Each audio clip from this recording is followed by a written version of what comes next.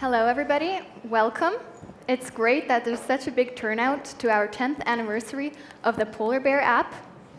My name is Jessica, and I'm the host of this event. And just as a quick reminder, today is the February 2nd of 2025.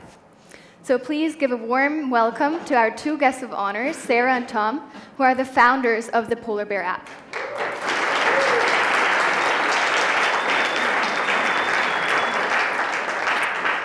Hello, Sarah. Hello. Nice Hello, to Tom. Thank you for coming all the way to Thun. Let's start this out with a little imagination. Let's imagine that this audience right here is actually from the year 2015. How would you explain the Polar Bear app to them? Well, as you all remember, or maybe you don't, but in the year 2015, the situation of our planet was not that well. So we decided that we could invent or design an app that would allow us to link our consumption to the salvation of a created avatar that was in danger. So this is a nice image how our product works. You go into a store, you take your iPhone or your phone, your smartphone of any kind, you open the app and you scan the product that you want to buy. Now we have two different products. The first product in the green light symbolizes that it is actually very green and very fair and it was produced in a sustainable way. Then you have the second object that is in a red light, and obviously you can imagine what green and red stands for. So you are not supposed to buy the product in the red light because it was not produced in a fair and green way.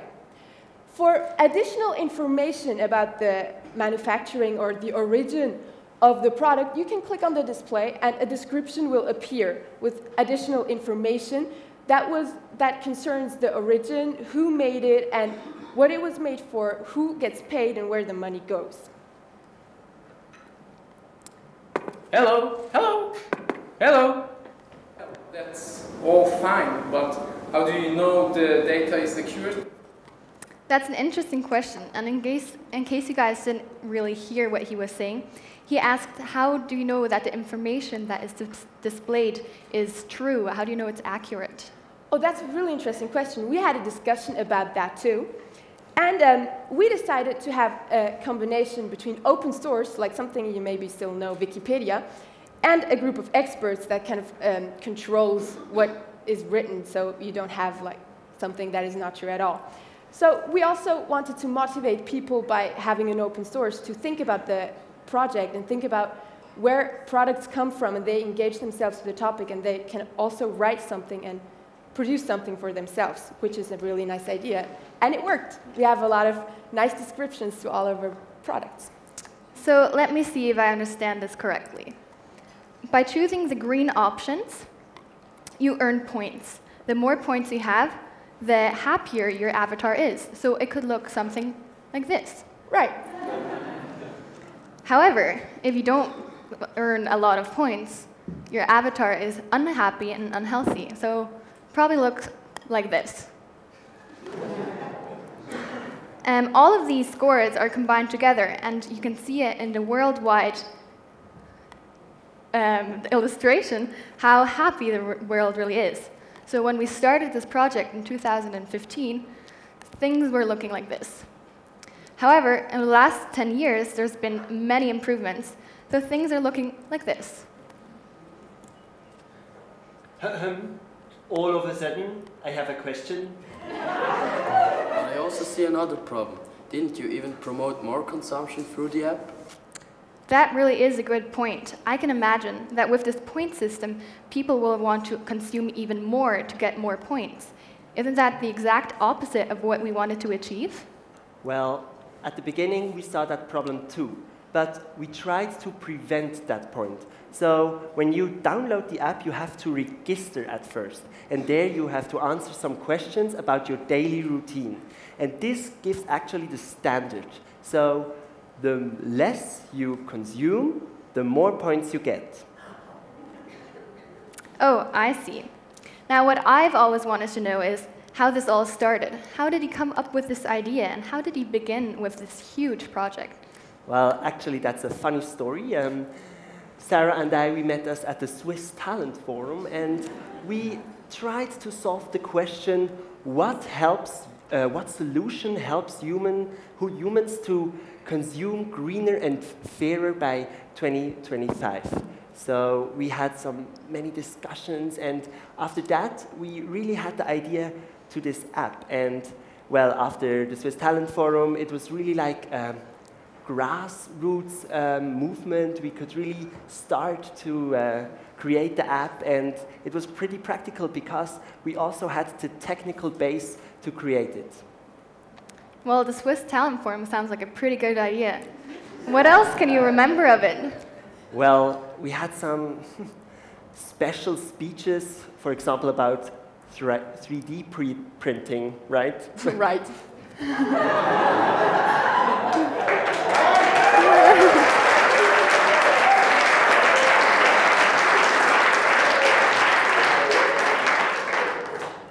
Whoa, whoa, whoa, stop. I have a question. Yes? So where did the money come from? Where did the money come from? Now that is also an interesting story. That's what we thought too. First, we need money to kind of initiate this idea and bring this app on the market. But then we thought about Facebook. I guess you all remember Facebook. I know it doesn't exist anymore, but it was a quite successful social platform.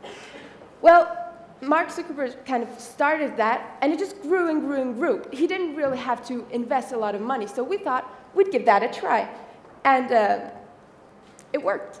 We did not use any money, from funding from the government, so this made us very independent, and I think that is a very important thing to mention here. It is. So what made this app so successful? It gained so many supporters in such a short time. Well, we were not quite sure if we would actually gain that much success, but as you remember, the prices for green and fair products in 2015 were quite high, or at least higher than normal products, which was a problem because customers tend to buy the cheaper option, which is of course understandable, especially if you cannot afford the more expensive option. So we kind of started to set a trend amongst the people who can actually afford the greener option, and surprisingly, we had success, and because the demand of greener options and products actually rose, the prices lowered themselves. So we had prices that were affordable for almost everybody, and that's when the big hype came. So our app was actually, we promoted our app at that point, and it gained a lot of followers and players, and it's almost like a game. You can save your own avatar, and that's what is also very special about our app. It combines like the fun idea of saving something, like for example a polar bear from the melting ice in Arctic, sorry. And that's also what made a lot of children say, "Hey mom, please buy that, I want to save my little polar bear." And that's what we were aiming for, and it worked, and we are very happy it did.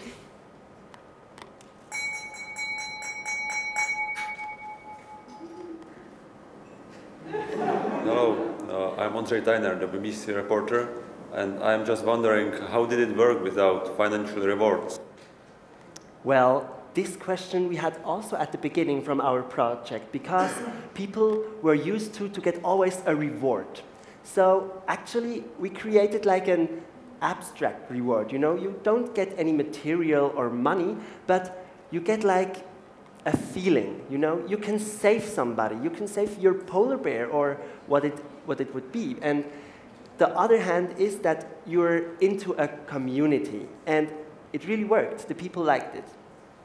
And what do you guys think? How are we doing so far? Is the app helping, and will it help even more in the future? Yes, I think so. Of course, we're always working in progress to reach more people because, yes, not everybody yet has smartphones now in 2025, but more, even more than in 2015. Well, thank you two for coming to this event, and thank you for asking so many questions. And to end this anniversary, we would like to present a new feature, and that is that you can customize the avatar as of today. So maybe here in Switzerland, I really haven't seen a polar bear in the last few days. So what about saving the Alps? Or, you know, pandas? You can do really what works for you. So thank you very much. Download the app and let's save the planet.